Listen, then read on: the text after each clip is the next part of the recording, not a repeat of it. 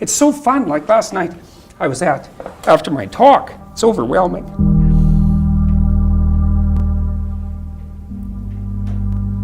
I don't usually think about these things, but I was after my talk last night, and so all these people line up. The individual is an unbelievably powerful force, and every single person who gets their act together a little bit has the capacity to spread that around them. It's a chain reaction, and so it's a lovely thing to see. And that's fantastic. It's unbelievable. Not even third world country 30 years ago look like California right now, like downtown. You go down to the library. It's like Sodom and Gomorrah. I mean, it's like sex, drugs, and rock and roll. It's in the library. It's in the library. I mean, you should do a total segment on the library, a public library downtown Los Angeles, and I'm telling you, it's unbelievable. It's like Sodom and Gomorrah. In Sweden, the government is forcing preschools to be gender neutral. Yes, it's just as crazy as it sounds. A school ignoring basic biology. Children in Sweden can go to preschool as young as 1 year old. In these government-mandated gender-neutral classrooms for tots, teachers hold training events to indoctrinate toddlers in radical, progressive, anti-science gender theory.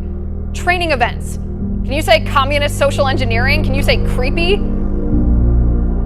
When you look at who is the power base behind gender ideology, these groups are the ones with the power. They are the ones with the money, whether it comes from the government or whether it comes from George Soros, who has spent hundreds of millions of dollars to promote this ideology is to destroy man and woman marriage, destroy the family, and once you destroy gender, you have no basis for man-woman family. So this is a definite political attempt to completely eradicate the basis for man-woman marriage and gender, because once that's destroyed, you have no foundation. It's social engineering, but it's worse. The students aren't allowed to say boys and girls. They're only allowed to say friends. Does that ring a familiar bell, comrade?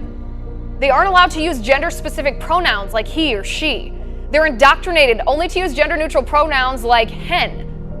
If the little girls are too girly and the little boys too boyish, teachers reprimand the parents for, quote, gender mistreatment. The school is not the place to indoctrinate kids into changing genders or giving them books to show them that they need to change genders or that there's all these things going on. See, this is part of the progressive agenda. Replace God with government. Tear the family apart by sabotaging marriage. Tear marriage apart by redefining institutions that have existed in our world for thousands of years. Perhaps that's why the left is so determined in this country to get Christianity out of the classroom. But tell us something of the chilling... There's no doubt that's why they're determined. I mean, people like Derrida, I mean, he called the West phallogocentric, right? Male-dominated, logos-centric. It's like, that is the West. It's logocentric. Well, if you want to take the West down, you remove the idea of the divine word from the substructure of the society. So you have to do that. It's like, and this is the level at which this war is being fought. It's fundamentally a theological war. Interesting. People don't like to think that, but well.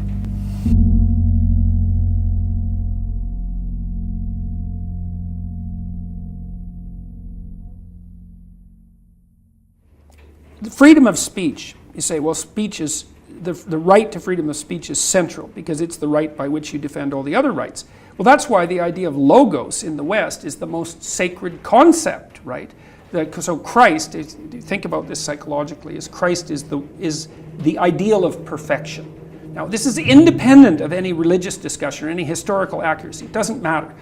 What Christ represents is the perfect individual, whatever that is. Now, you discuss endlessly what that is. But one of the things the West has settled on is the idea, well, that the perfect individual utters the truthful speech that makes potential into habitable order. Does that through truth. And that's embedded in the first few sentences in Genesis, for example, when God brings the world into being. So, and the idea that truthful speech that brings the world into being from formless potential also characterizes each person. That's our our fabrication in the image of God.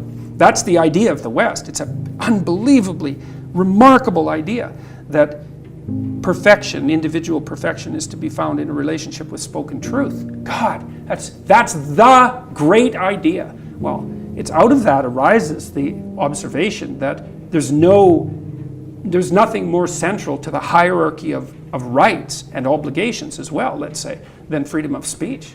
Yes, it's absolutely central.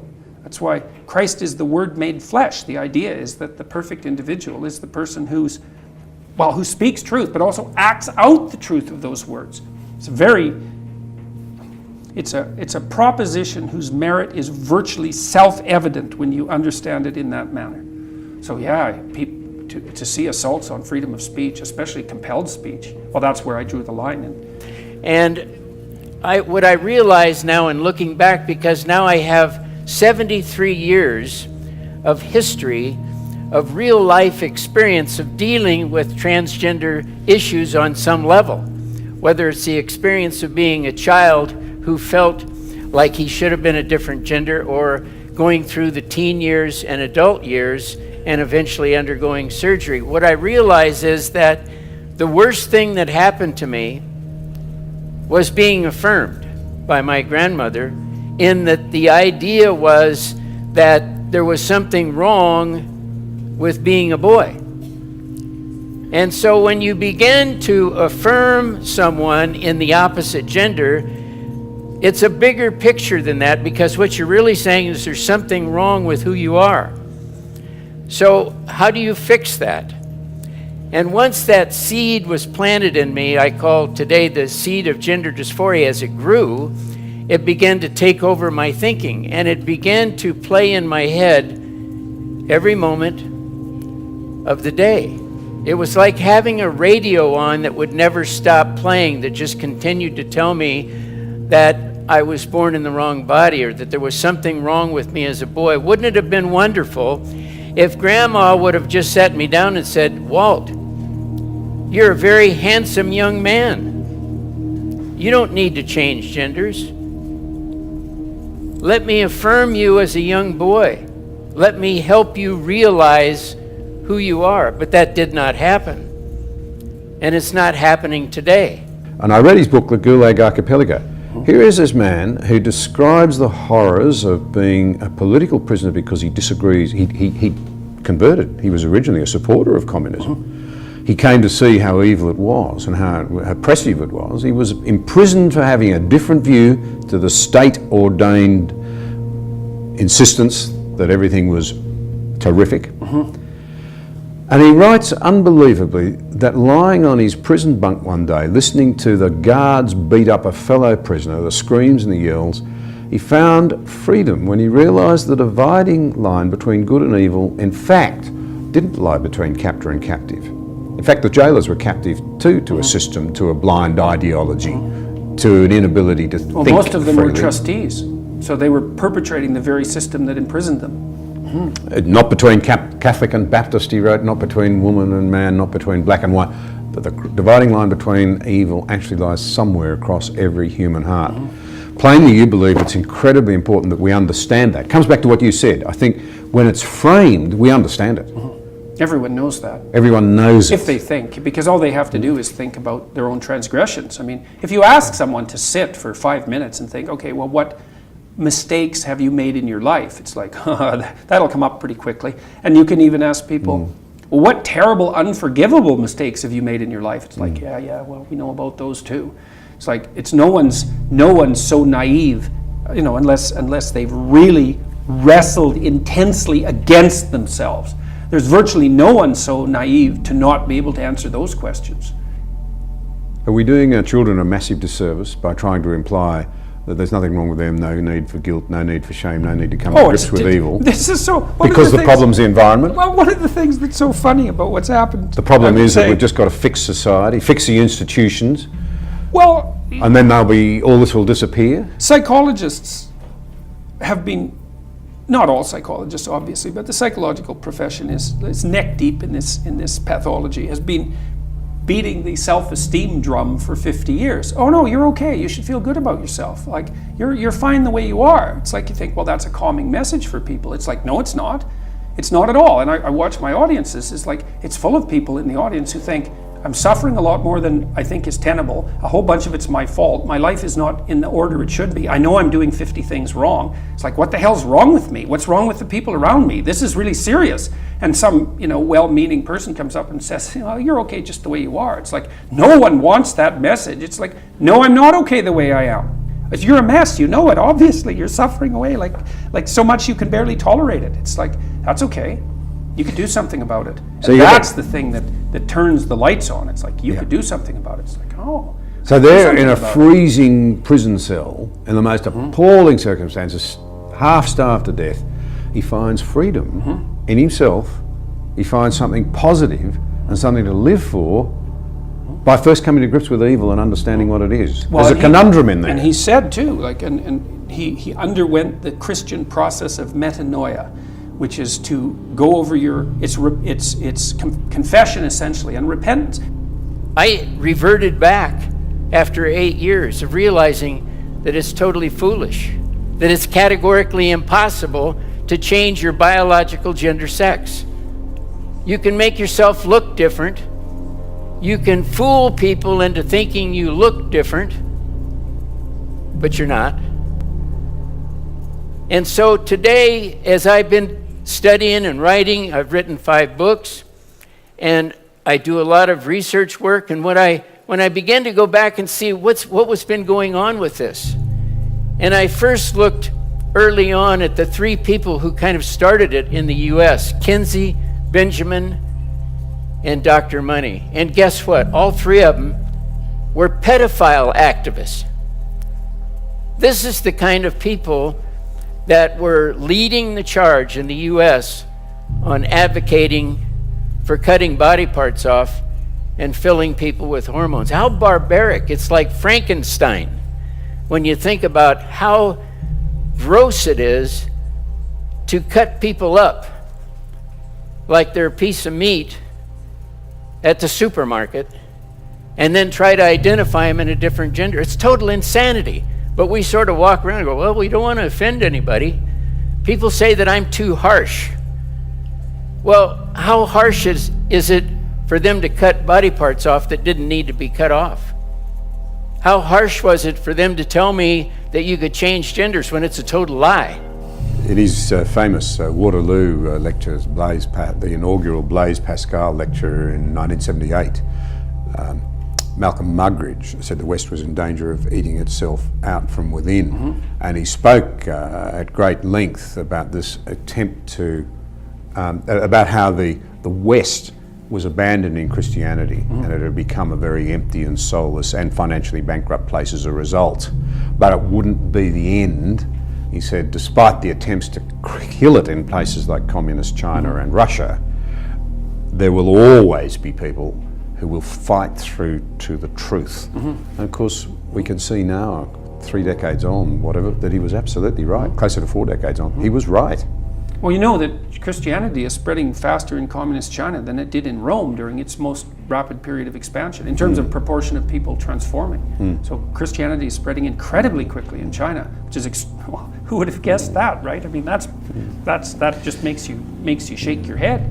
But I started to study psychology at UC Santa Cruz in California, and I began to crack open books I'd never looked at on psychology. And it became clear to me, I wasn't a doctor, but it became clear to me that this is a psychological issue that's not going to be treated with medical therapies. While no one else could seem to figure that out, it seemed clear to me. Isn't that funny? That was, early in the 80s, and today still we're treating this as though it's a medical condition.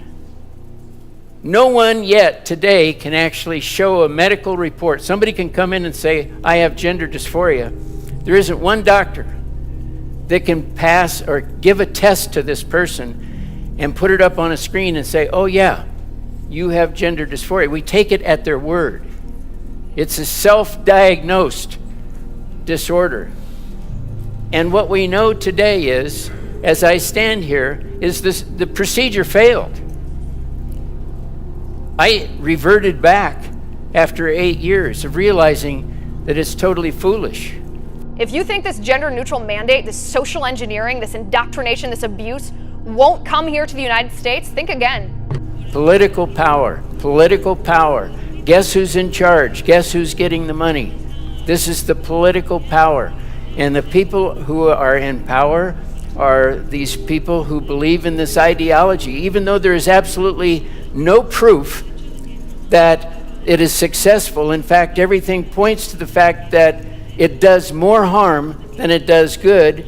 We have a political group of people who are promoting changing genders that's causing people to attempt suicide, and yet they're totally blind to it. We've known this for over 40 years. Diversity, actually, I mean, there's no other way to put it. In this country, it's rapidly coming to mean a stifling conformity. You dare not deviate from the line. And you see it with a whole lot of other words that are bandied around, equality being one of them. Yep.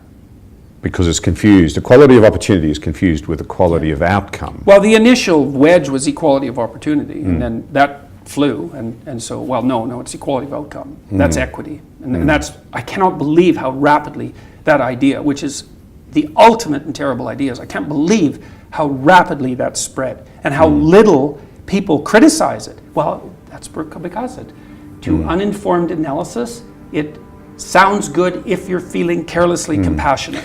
You can't play the identity politics game. Well, so what do you do instead? You live the mythologically heroic life as an individual. That's the right place to work. And that's the message of the West. What's the metric by which people should be measured? And the answer is, they should be measured as individuals, as if they have a divine soul. They should be measured in that manner. But it can't be a selfish thing. That is to say, if I recognise I have worth and dignity, I'm obliged to recognise that so do you. I think you can't recognize that you have intrinsic worth and dignity without also recognizing it in others. And vice versa. I don't think that I can recognize the worth of another person without stumbling onto the idea that I also have to recognize that for myself. I mean, and you think, well, everyone would want that, but well, people don't, because you're also charged with the responsibility of your own care, as if you matter. Well, that's a big responsibility. It's a lot easier to assume that everything is pointless. I mean, that's painful and all of that, but well, you don't bear any responsibility there. And no one lives that way. No, well, not for long. Not for long. Well, not for long, exactly. From 1979, when Ihlenfeld talked about too much unhappiness and too many suicides, the one key thing in 2018 is, today, there's still too much unhappiness and too many suicides because it's not working. But then you can look at 2004. The UK Guardian published a report that was done for the University of Birmingham. The University of Birmingham looked at 100 studies on the consequences or results or effects of doing gender reassignment surgery and hormone therapy. You know what the headline was after they had reviewed these? They said gender reassignment surgery is not effective. That people after undergoing reassignment surgery are traumatized to the point of suicide after undergoing the surgery. Okay, we got Ihlenfeld saying too many suicides. He said they need psychiatric care. We got a study of 100 studies done in the UK that said it's not effective. And we're still doing it today. Of the miracle of Western freedom, the idea that every individual has worth and dignity and standing. It's the idea that killed slavery. It changed the way the world thought, even though there are evil people who still keep slaves. And here's a rub. It was plainly led by people of profound Christian faith. There's no other way of putting it. No, that's Anyone who absolutely honestly, and that's truthfully looks at the history of that period can't get away from it. Yep. But because it doesn't suit the modern left's narrative, it's airbrushed out. Doesn't that in itself say something profound about our willingness to try and distort truth It's to hard- suit our It's hard to objectives? say what it speaks of. You know, it's hard. It's like the whitewashing of what happened in the Soviet states, you know, in the communist states in the 20th century. I mean, anybody who goes through that literature with any degree of care comes away traumatized, right? Shell-shocked. It's just it's everything the Nazis did on a larger scale. Politicians in California already want to throw nurses in jail who accidentally misgender their patients. In the UK, a teacher was fired for referring to his class in an all-girls school as, "Okay, girls, let's get started." There was a student who identified as transgender in his class. The teacher didn't even know it. He was fired anyway. If we are not brave enough to speak up and say, biology is biology, it's not bigotry, girls are girls and boys are boys, and they are equal, but they are scientifically different, then this is going to happen here in America next. You're doing a great job of Thank you. modelling courage in the face of fire. Well, there's something I'd like to say, maybe in closing, about courage. People say that to me, and you know, I don't think it's exactly right. There's a line in the Old Testament: "The fear of God is the beginning of wisdom," and I think it's more like that. It's not that I'm courageous; it's that I'm afraid of the right things. So when I made my videos, it wasn't like that didn't make me nervous, but I was less nervous about going back to bed and not saying what I had to say than I was about making the videos, because I know where this is going. I don't want to go there. That's something beautiful that your wife said to you. In reality, we are all broken somehow, right? You said we're all broken, and we all need the redemption of Christ, and we've grown together in our faith, and we've been married now for 20 years. Thank you. So we don't want, you know, it's Pascal talked of the glory and the scum. To reach our full humanity, it seems to me we need to understand both intention. Now, Carl Jung The said unbelievable scum that lies in terms of our potential at the bottom of every heart. The extraordinary nobility, you call it the spark of divinity, I would say made in the image of a mighty creator. You've got to hold those things in suspension if you're to find your real humanity.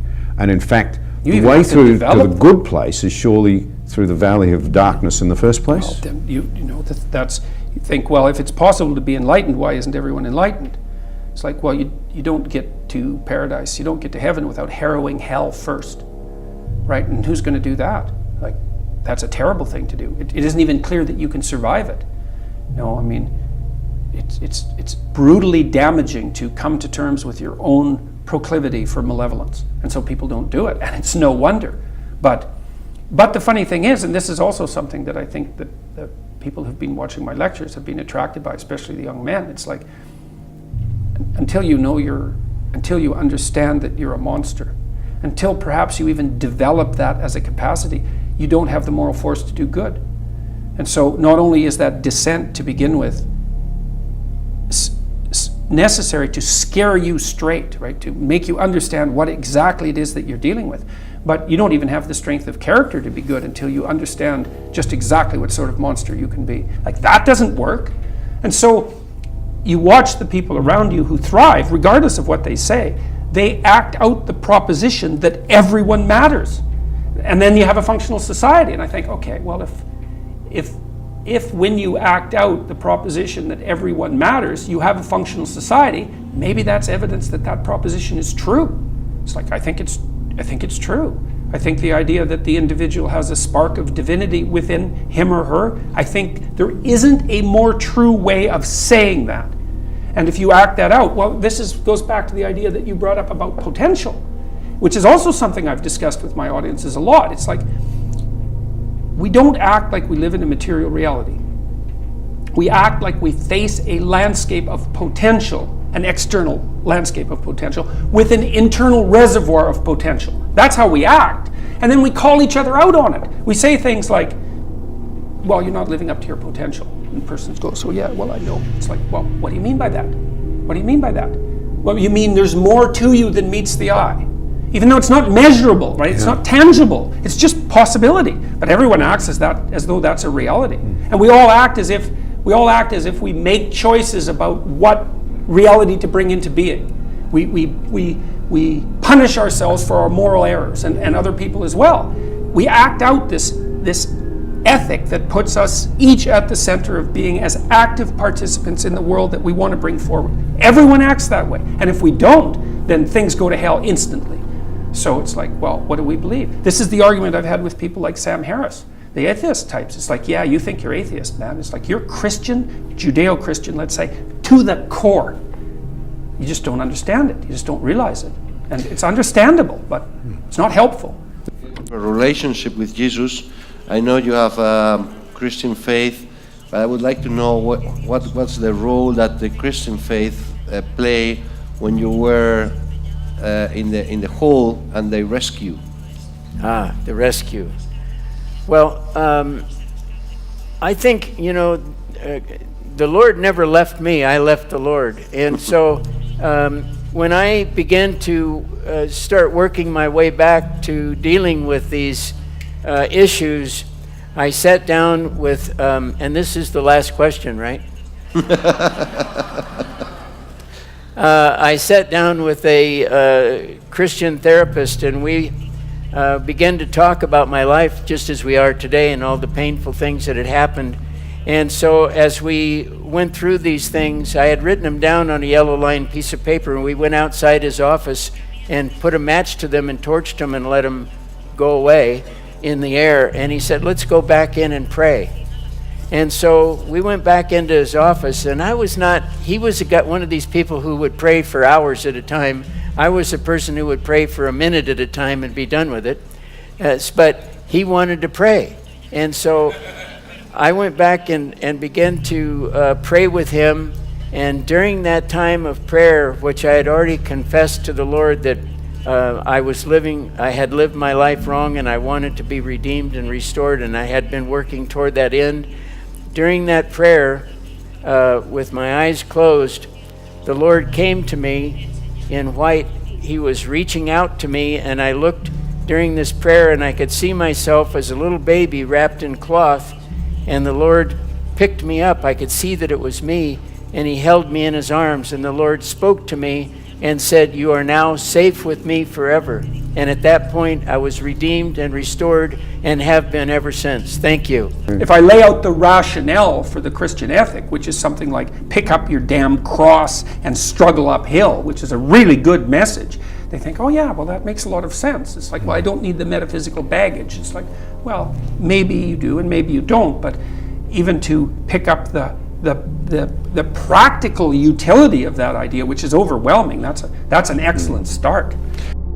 I was thinking the other day, a journalist asked me why why people are responding so positively to what I'm saying, the young men, for example, and I thought, why? Yeah, that's a good question. He says, well, I'm actually on their side.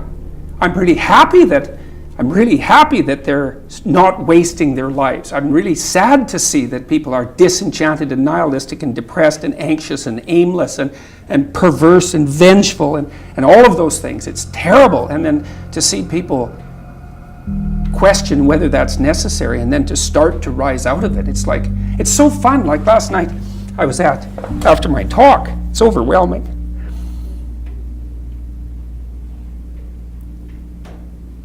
I don't usually think about these things, but I was after my talk last night, and so all these people line up, and they have their 15 seconds with me, and they're kind of tentative. They're excited and attentive when they come up to talk to me, and then they have 15 seconds of time to tell me something. I'm really listening to them, and they're hesitant about whether or not to share the good news about their life. And I think it's often because when people share good news about their life, people don't necessarily respond positively.